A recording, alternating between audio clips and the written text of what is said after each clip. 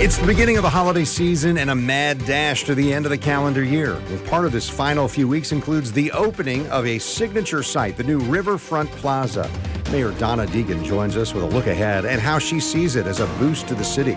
Plus, members of Congress demand the release of the Epstein files. That's just one of the dramatic twists coming out of Washington, D.C. How recent elections may affect the midterms of 2026. Political analyst Rick Mullaney dives in on This Week in Jacksonville. Glad you're here for us today. The City of Jacksonville about ready for the holidays, and that includes the tree lighting and boat parade, which is coming up the Saturday after Thanksgiving. That event takes place at Riverfront Plaza, a new gathering place downtown.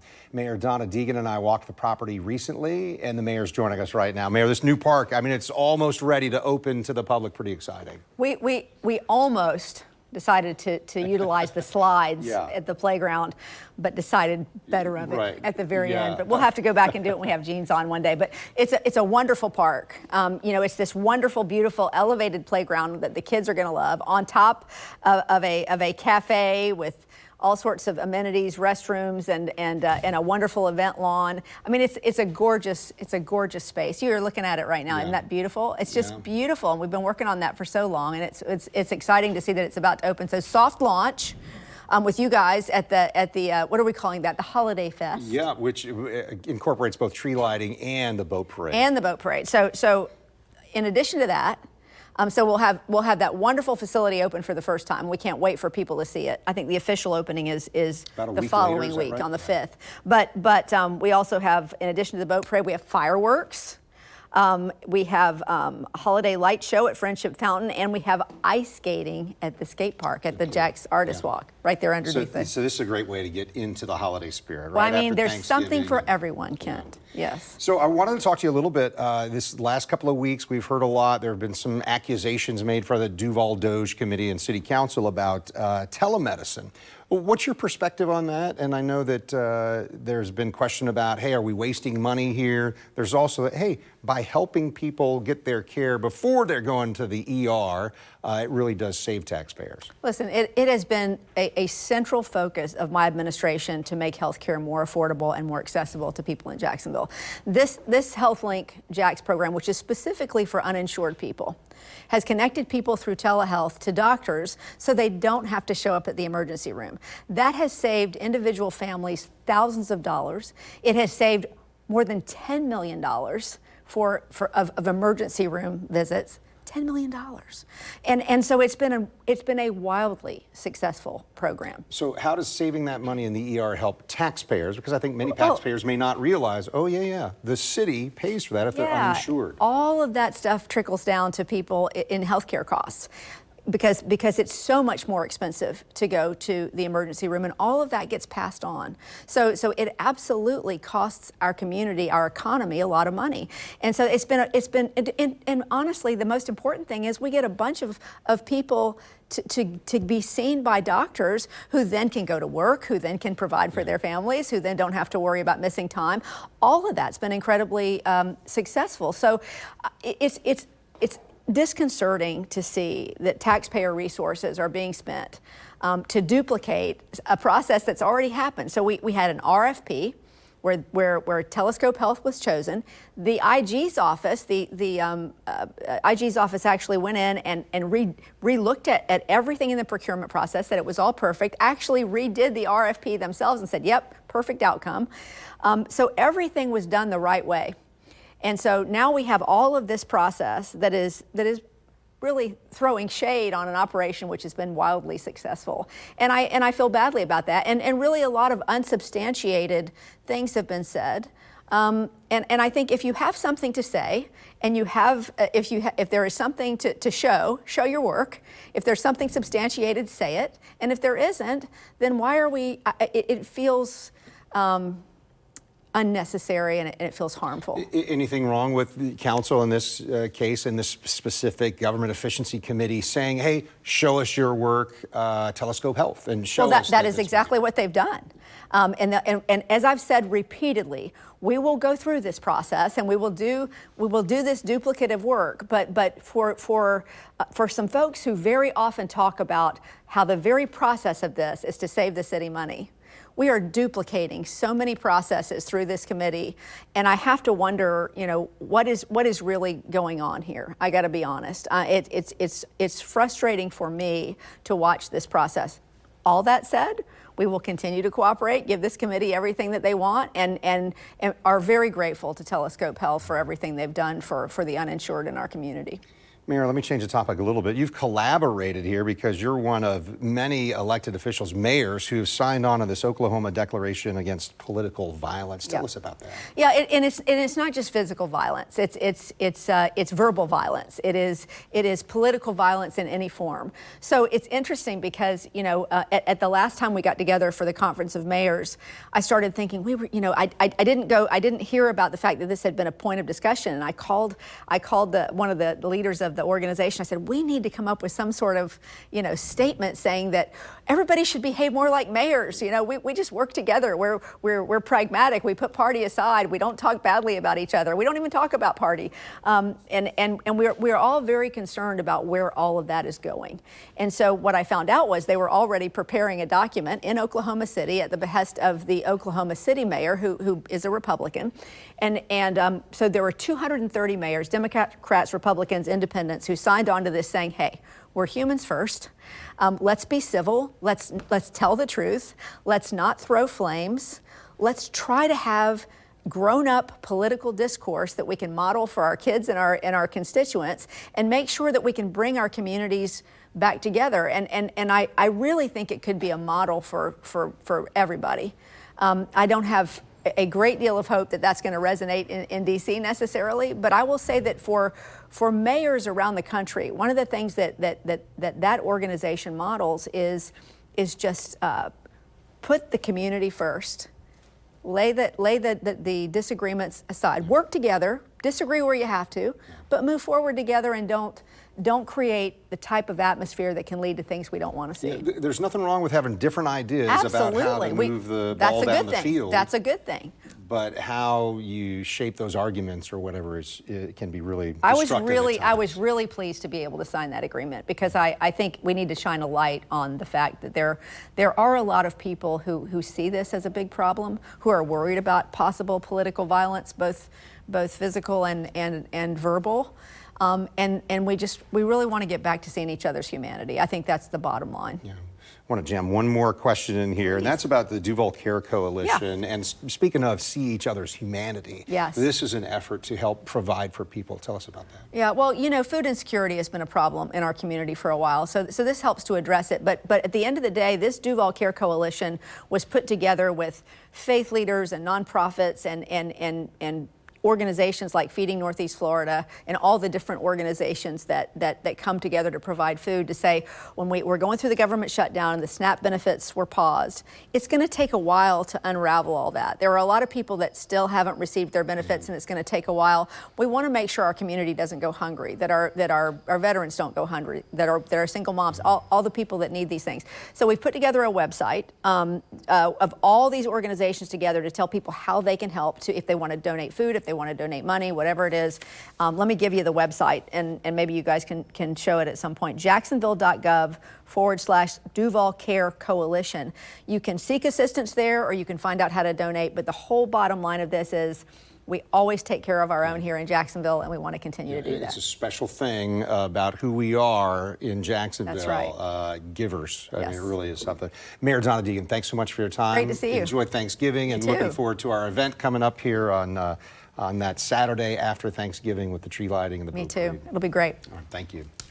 Well, the government shutdown ended. Will the controversy about Jeffrey Epstein and his political connections follow after Congress votes to release the files? That's just one storyline we're following. Rick Mullaney joins me next on This Week in Jacksonville.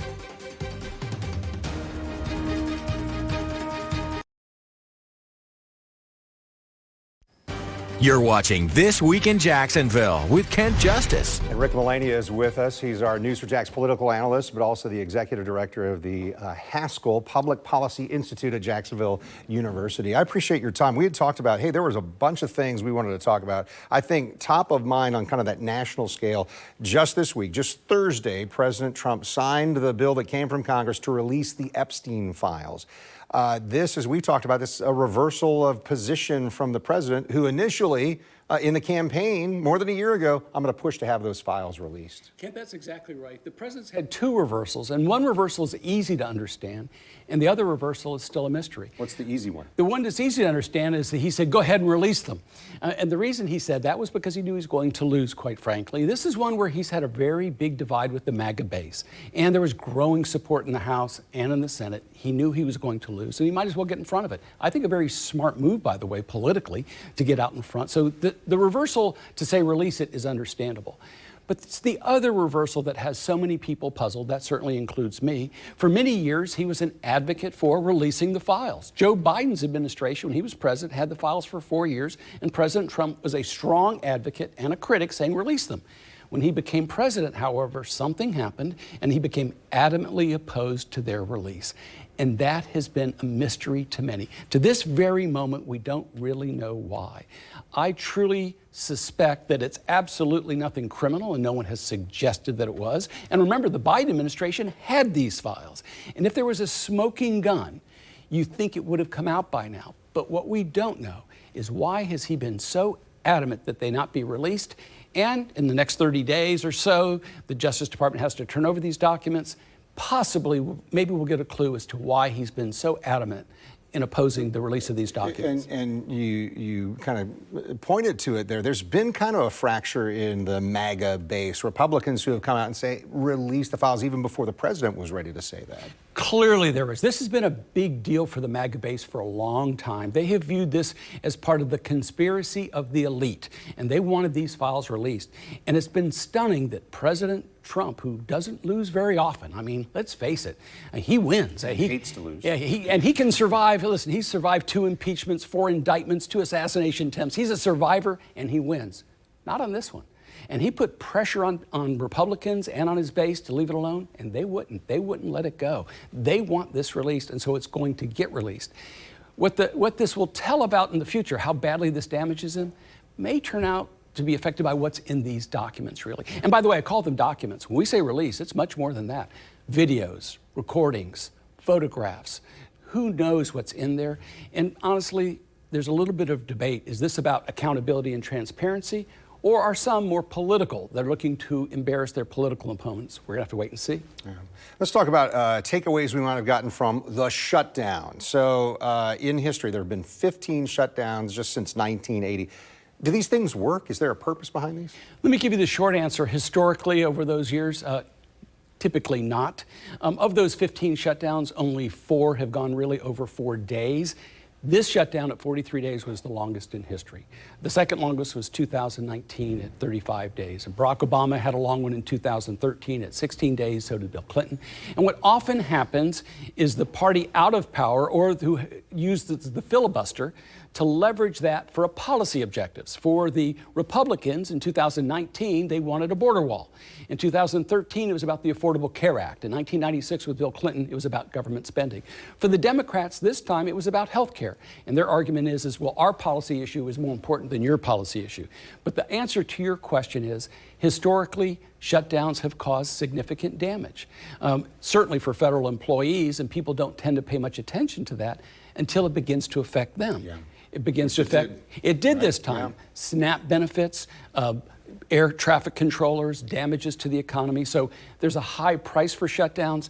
I don't necessarily think the Democrats are going to pay a high price politically on this. In fact, they may have benefited by elevating the health care discussion issue, because that will be advantage Democrats for the midterms when you come to that health care discussion. Well, we just talked about with the president and his party, and there was some dissension there.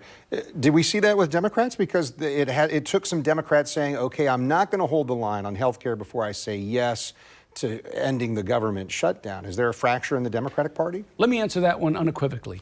Yes, there was a big one. In fact, the progressive wing was very, very critical of the Democrats, the moderate Democrats who went along to end this shutdown. For the progressive wing, they say we got nothing out of this, we caved. This was viewed as the one part of leverage, and this was true.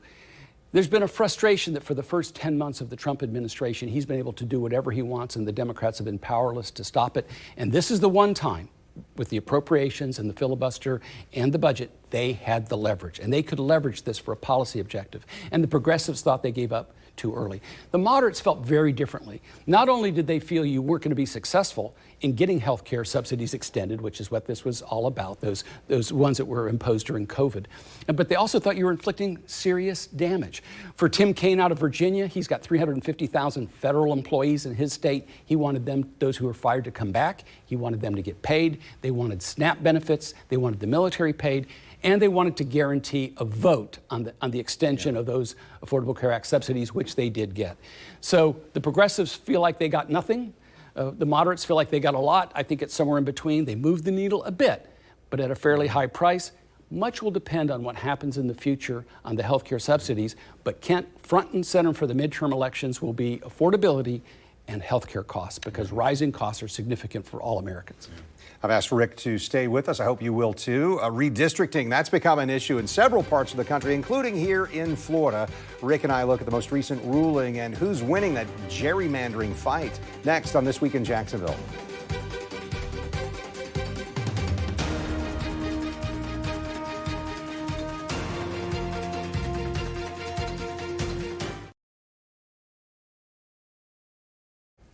You're watching This Week in Jacksonville on Channel 4. A federal court has blocked Texas from using its newly drawn congressional map in next year's midterms, ruling that the map is likely an unconstitutional racial gerrymander. The new map aimed to help Republicans flip 5 Democratic-held House seats next year. Republicans currently hold a 3-seat majority, so the seats at play in Texas could make the difference in who wins control of the House next year. The court has ordered Texas to use its previous map, which was enacted after the 2020 census. Texas has announced that it'll appeal to the Supreme Court. Now, the redistricting effort in Texas, that kicked off redistricting efforts from both parties across the country. The Justice Department has joined a similar challenge to the new Democratic-drawn map in California. Democrats have also passed new maps in Utah. Republicans have passed new maps in Missouri, Ohio, and North Carolina. Rick Mullaney is with us, and let's talk about this. Who kind of has it right in this redistricting mid-decade sort of effort? Well, let me redefine right. As far as who is doing this for a good purpose, neither side. Okay. The motivation behind this is political advantage. When President Trump turned to Texas and said, I want you to redraw 5 districts map in favor of Republicans, he did it for political advantage to win. Gavin Newsom looked at this and says, that's wrong. That's not fair. You're rigging the election. I'm going to do it too. Now, by the way, he did it, he says, in response to that. But if you look around the country, there's significant gerrymandering that's gone on throughout the country. And this is an example of which I think we need to be objective and recognize that neither the Republican Party nor the Democratic Party has the moral high ground here. Each is seeking raw political advantage. Each is seeking to win. And it's a rough analogy I would compare to the shutdowns. Each time it's done by a political party for a certain policy objective, but in each time the party shutting down the government, whether it's a Republican or Democrat, tends to inflict some damage and does it without really getting a benefit. So coming back to this redistricting, I think your real question is, who's going to gain the advantage in terms of those seats? And that may depend on what happens on appeal. It really does. You have to remember that the courts will weigh in on this. They will, and there will be an appeal in California. But remember, Gavin Newsom was very successful both in launching his 2028 bid, becoming one of the big contenders, but also successful in the referendum in California passed to redraw those 5 districts in California. And you already have some states where there's significant Democratic advantages, some where there's Republicans. So what both the Republican and Democratic Party are trying to do is to get a structural competitive advantage for the midterms for next November. Yeah. I want to hear your thoughts on this recent election. November elections, not a lot here in Florida, but we look across the entire United States, sweeping Democratic wins, New York, Virginia, New Jersey, big margins. What does this mean for the 2026? Well, I think the Republicans need to be paying pretty close attention here, because although these victories were in blue states, New Jersey, in California, blue cities such as New York, the margins were much greater than anybody expected. And if you look behind those margins and compared it to 2024 in the presidential election, a lot of the voters who had gone for President Trump in that election had shifted to the Democratic side. And if you think it's just blue states, you're missing the 30 states that had elections and how the sweeps that happened in Mississippi and in Georgia. So for the Republicans, it should get their attention. But quite frankly, it's not just about those elections. I think it's going to be daunting for the Republicans in the House in particular come next November, in part because of history, quite frankly. The incumbent president always has trouble with those midterm elections. You can remember Barack Obama once saying, I took a shellacking on this one when he lost 63 seats. It does happen. But the other thing that's important is the approval ratings of the president. And President Trump's approval ratings continue to slide, and that's ominous for what happens next November. And the third factor I'd mention is the economy. See where we are when it comes next summer, see where that economy is. That is going to be a really big factor. And President Trump appears, at least for a while, to have made the same mistake as Joe Biden, which is trying to rattle off statistics rather than showing empathy for what the American people are going through in terms of affordability. Yeah, but let me ask this, and we've got about a minute for our discussion here, but the mayor-elect in New York City, Mullaney, is he the new face of the Democratic Party? Republicans hope so and Democrats don't. But regardless of who's hoping, what's going to happen is a lot of what he's talked about in terms of affordability, that upbeat style, that's going to be replicated. But you could see that in New Jersey and in Virginia, they use different approaches and were more centrist. But on the Republican side, they think it's a political gift. They're going to try to define the Democratic Party as out of step, as trending towards socialism, free everything for all. So we'll see if that works. The pushback will come from the Democratic side, and they're beginning to find their footing.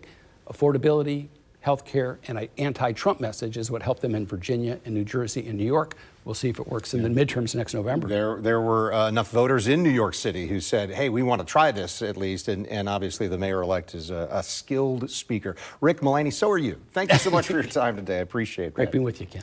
All right, hey, Chris Hand will be with us next week for our Hand on Government episode. We also introduce you to Jose Javier Rodriguez, the leading Democrat running for Attorney General in Florida. I'm Kent Justice. Thanks for watching on air on Channel 4 and the CW17 and online at news4jax.com or streaming on News4JAX Plus.